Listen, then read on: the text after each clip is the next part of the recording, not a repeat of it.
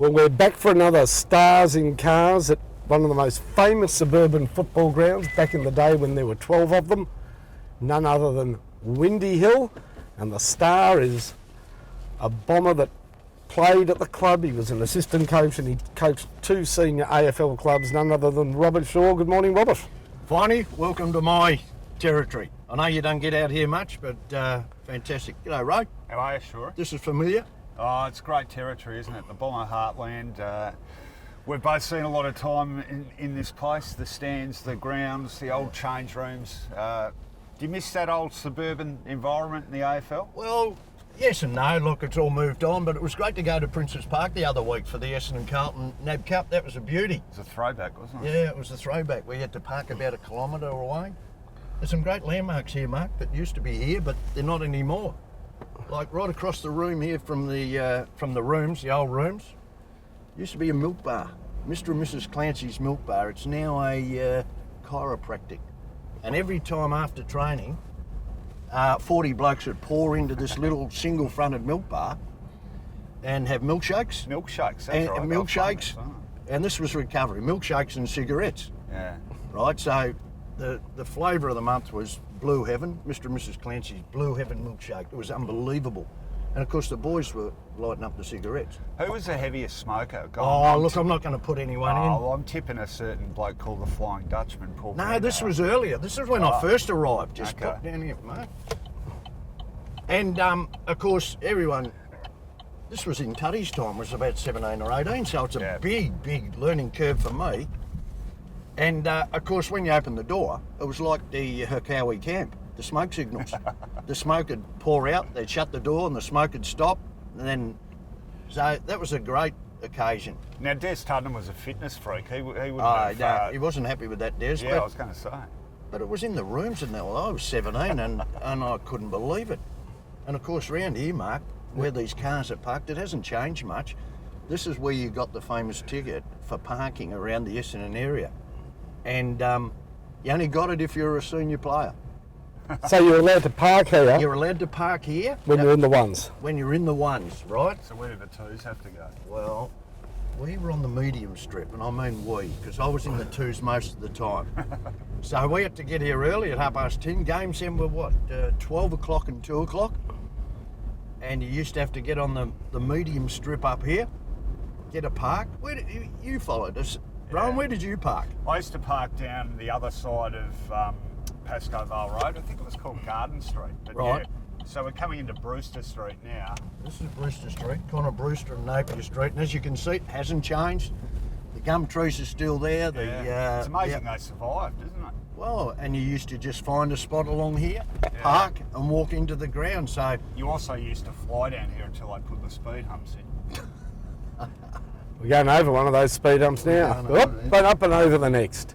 And of course, what we didn't see back there, but I've got a recollection of the tram.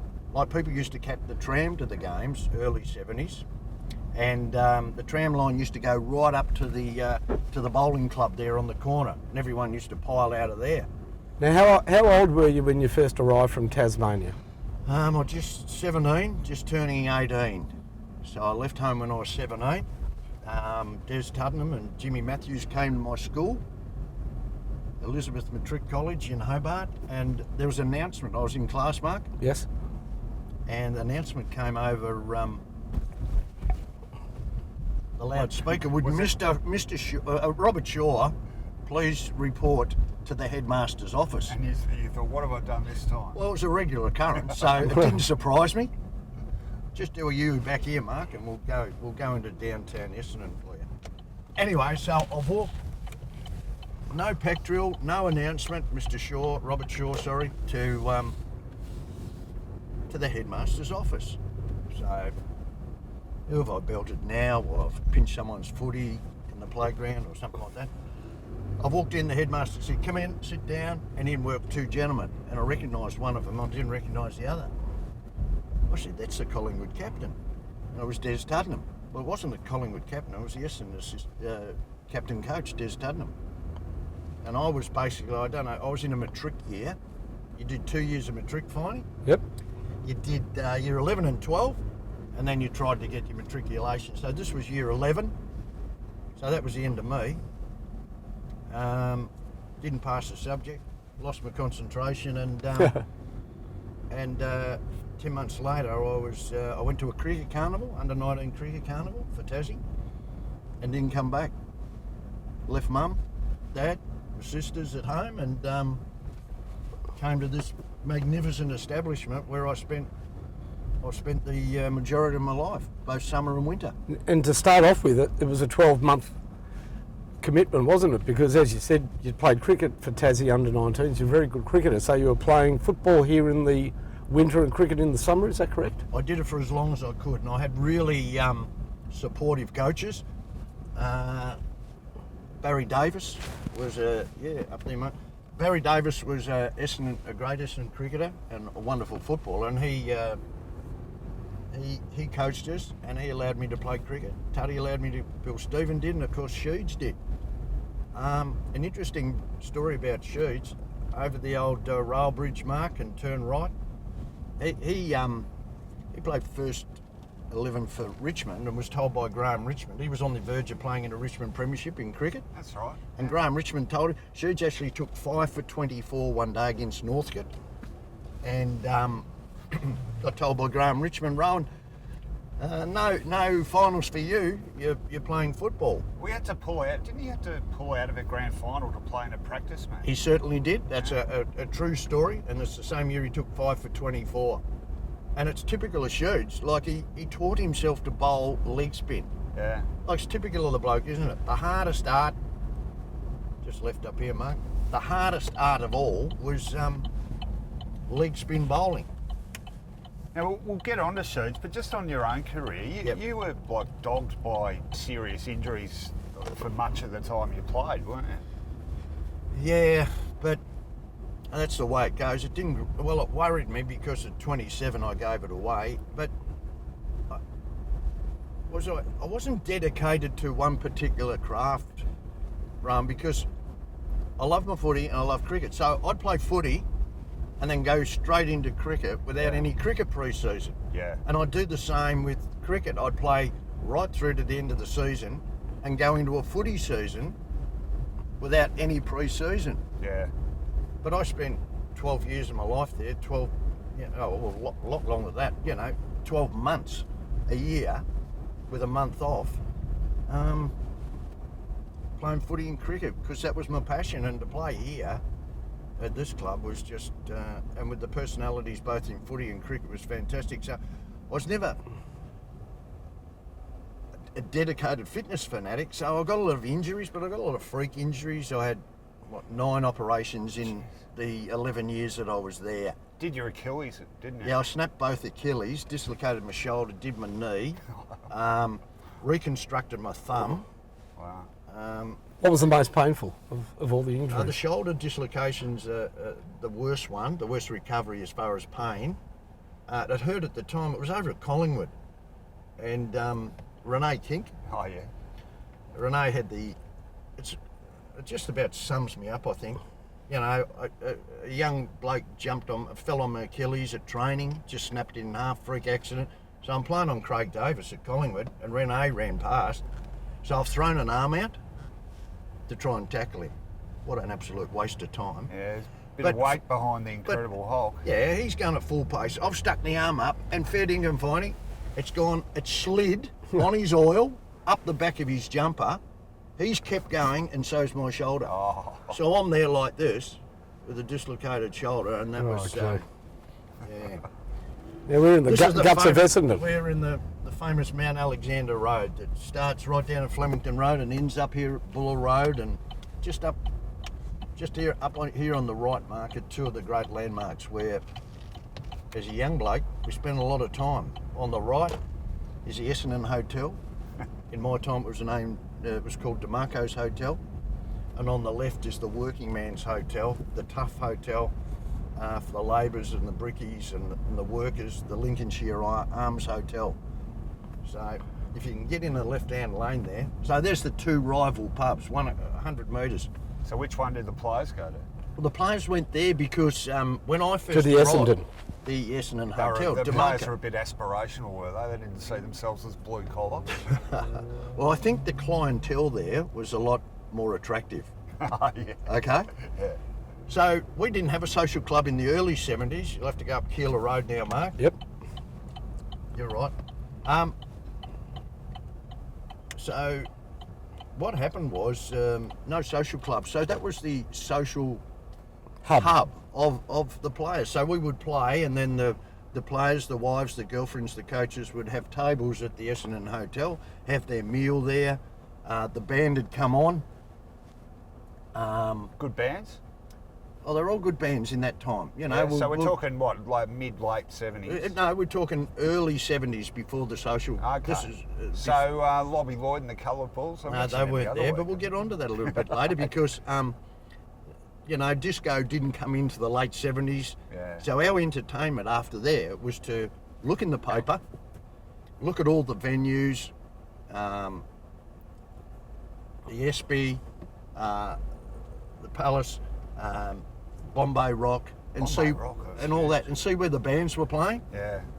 and then you go out and watch a band. Yeah, well, you'd see a decent band most nights of the week in Melbourne that year, Well, couldn't you? I didn't know what I was seeing at the time, but you'd turn up and there'd be a band called AC/DC, or there'd be a band called Lobby Lloyd and the Coloured Balls, Spectrum, Black Feather, Billy Thorpe. So you Yeah. go and watch these people starting off as young bands, not realising that 20, 30, 40 years, the Angels, all these bands were playing Melbourne, and that's what we did. Well, do you know how many people claim to have seen AC/DC at their high school social? Well, it's there's a like, great... you know, it's like all those people who reckon they were at the Tide Test at the Turn Gabba. left here, Mark. We'll go down McCracken Street. Now, there's a famous name in Essendon. Yes. Who? Phil McCracken. McCracken Street. Alex McCracken. One wasn't it? of the founding fathers of the football club, Yeah. owned the land, and obviously the street's named after him. Hey, you're a full back, which was obviously a pretty tough gig. Who were the... Well, I came over as a half forward, Mark, and I was... Ro, I came over as a half forward and couldn't get a position. They put me to half back, then I grew a bit and went to full back. You grew a moustache, I know that. Everyone grew a moustache. Yeah, it's very So sad. how good was Robert in the footy cards? Yeah, so, Well, that's a claim to fame. I've got 4 Scanlon footy cards. Well, there you go. You Which don't- my daughters get great delight out of. They get great delight out of finding them on eBay and buying them for about $1.75. You don't get a Scanlon's footy card if you're a Mark, do you? now, a lot of players got Scanlon's footy cards. Did your Yeah. teammate Scanlon? Dennis Scanlon. Now I was a fullback and he was a back pocket, or vice versa, and he came from North Hobart, and I came from Sandy Bay. So we'd gone to the same schools together. So we'd sort of grown up a little. But when we all came over in the mid '70s, there was Rocket, Disco Roach, Scratcher Neal, Dennis Scanlon, Rattler Clayton. Johnny Bonnie. Johnny Bonnie was before my time, mate. Okay. But yeah, he was a great. So we're moving down McCracken Street, which links Buckley Street and Keeler Road. Did you live around here? Because, Yeah, we're just about. I'm just about to go where we. so what did they do? 17-year-old rocks up. Yeah. You can't live on your own. Slow down here, mate.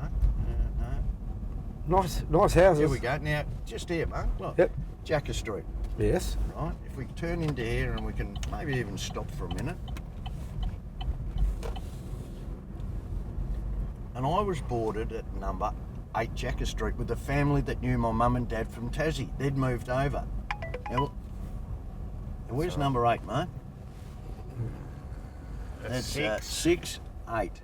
Right. Well, they've pulled it down and they've built that over the time. But this is where I lived. Essendon's Rover from the '68 grand final. Donny Gross was my seconds captain, Yeah. and he lived. He just lives down there. So So you walked to training, obviously? no. I didn't have a licence, so I walked back and we caught the bus. You don't need a licence to walk, do you? No, it's a bit far, so I caught the bus on the corner of Woolly and McCracken Street. Too far to walk, it's 5 minutes away. It's not a Deverson, but how long? Well, were he we- did say he wasn't dedicated to pre-season training. Yeah. Now, yes, sorry. No, you're right. I just want to touch on a couple of things because I mean, this is all about Essendon. Of course, you also coached Fitzroy in Adelaide, and you got a couple of great stories there.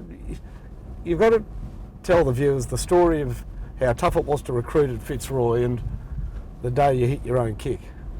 Oh, look, how long have I got? You can edit it out. Look, About 5 minutes. we went to a draft and we had no money. The CEO at the time, we had that many CEOs, and he said, this is in the 90s, mate, this is not in the 30s, and he said, you've got $2,000 to spend on a base payment, right? And I said, we can get Mark Zanotti. We can get Mark Zanotti from... West Coast. No, he was Brisbane at the time. Yeah, Brisbane. And they said, you can't get him. He wants $12,000. And so me and Neville Stibbard, who was the recruiting bloke, we went to the draft and he said, you must not get Mark Zanotti. We haven't got the money. So I elbowed up comes our pick number 6, pre-season draft, Fitzroy Football Club. I went bang to Neville Stibbard and he went, oh! He went, player number 275, Mark Zanotti, Brisbane Bears. And the CEO leant over the draft table and said, you've done it, you pay for it. So we had to come up with the 12 large. So Neville Stibbard, you know Neville, played in the back pocket for Port Melbourne. Very good player. Very good player. Had very good connections down the wharf. Oh, yeah. Mainly with the painters and dockers, the fishmongers and the fruit. So there's a little bit happening down there over the history of, hasn't it? You bet. So we used to get, there was. Yeah, we used to get Roosie and you can turn right at Buckley Street. Yep. Huh? We used to get Roosie, Lynchy, Richard Osmond to sign jumpers. I reckon Roosie signed 100 jumpers. So at 5 o'clock in the morning, myself, Neville Stibbard, the doorman, Tommy Couch, the footy manager, Brucey Pell, we would head down to the docks.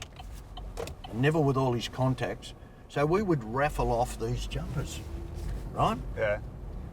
And they'd look after us. They'd give us, they knew who we were, Fitzroy, we'll look after you. So they were giving us a sling as well as buying raffle tickets. So we raised $12,000 cash, a little bit of walking around in the back pocket. So At least it was legitimate. I thought the story was going to be Mark Zanotti That's not paid legit. for by the mob. well, it's sort of not. Yeah. Anyway, this is the '90s, so there's a bit happening, Mark. Anyway, so we played North Melbourne out at Baronia, and Mark drove up in his old. He must have bought a $1,000 car or something, an old station wagon, and we slipped the money into into his car in a brown paper bag. Brown paper bag. Of course. $12,000 worth of $2 notes, $5 notes and $10 notes from the raffle. So we get this call from the AFL. How did you blokes pay for Mark Zanotti? And the CEO said, we're in the shit now, right? This was before integrity units and investigations, but we're in a little bit of trouble. And we said,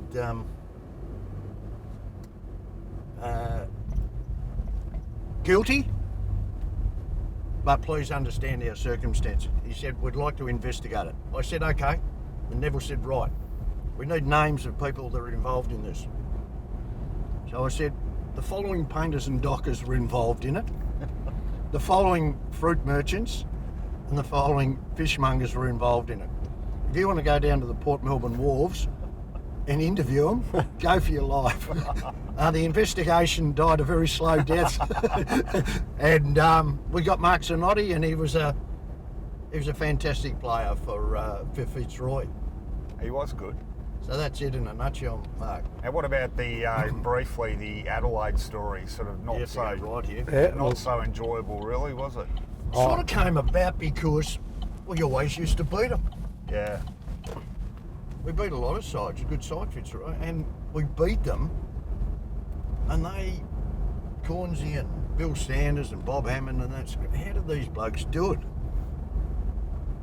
And that's really when I was there for 6 years, 2 as seconds coach and 4 as seniors, and when we moved to the Western Oval, it sort of didn't kill the club, but it was really hard, and we'd all done it hard and all that sort of thing. And I put my hand up with about 5 weeks to go and said, no, start looking for someone else. I've run my race, I'm exhausted. And then Adelaide rang and they came across and it started from there, and they kept asking me, how do you blokes do it? How do you do it? So I reckon they wanted an outsider, and they were intrigued by Fitzroy, and I suppose me for a while. Maybe they just felt guilty about that night they beat you and they got all those free kicks at the end of the game. No, that was when I was there, Mark. Yeah, but they... Were you at Adelaide then?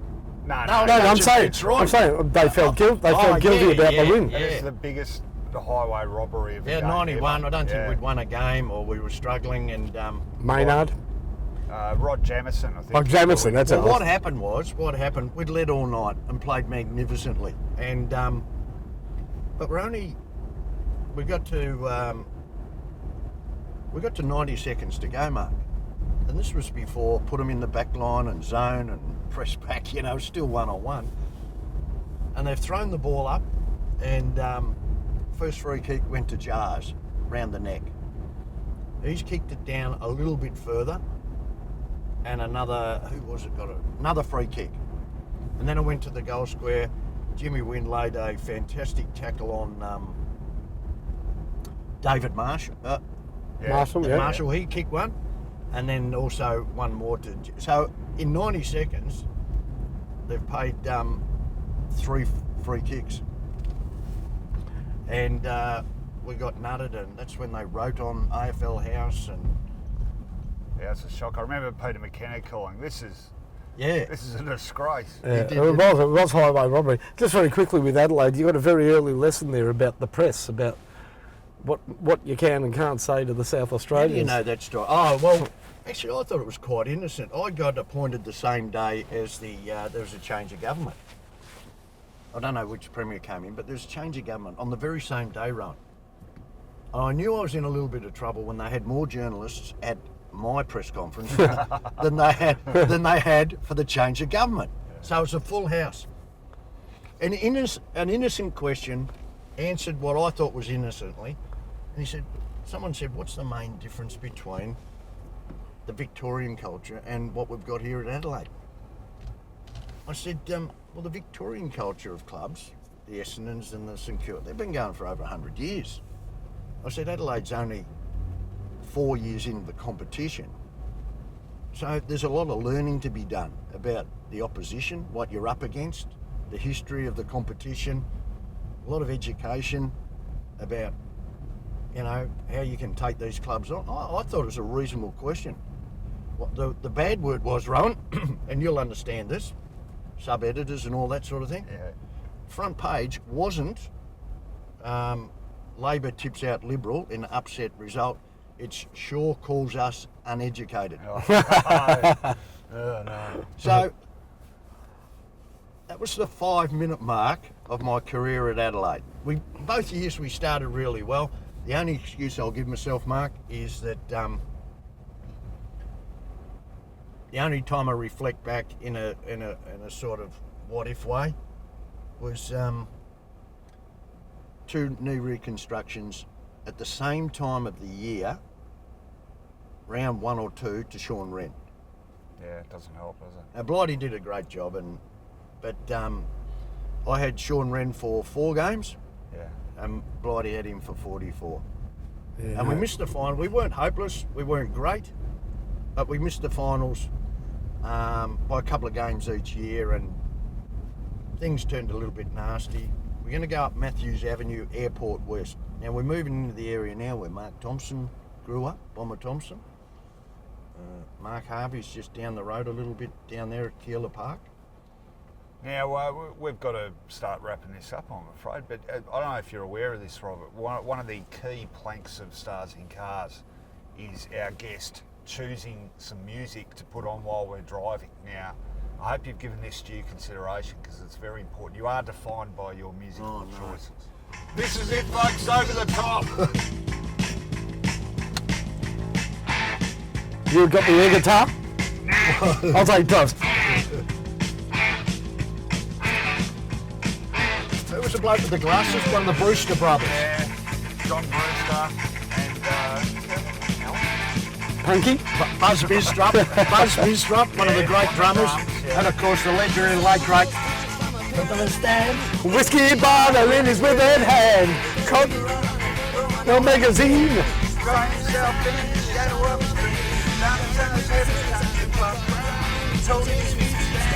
Downtown, call him entertainer, spy and thief. Shut him up in solitary third degree. Take a long line. Take a long line. Take a long line with him. I'll come in the chorus, huh? Said I'm just exercising my sacred right. Said you ain't got no rights. Take a long line. Take a long line. Take a long line with him. Robert, you're an old rocker. Hey, Thanks, boys. I've just realised you got the Yakadaka shirt on, mate. I dress. What do they call it when you dress for? Success, no? No, dress in costume. In costume. Robert Shaw, you are the 1970s. That's another Stars in Cars with the first genuine Tasmanian bogan ever held in captivity on the mainland.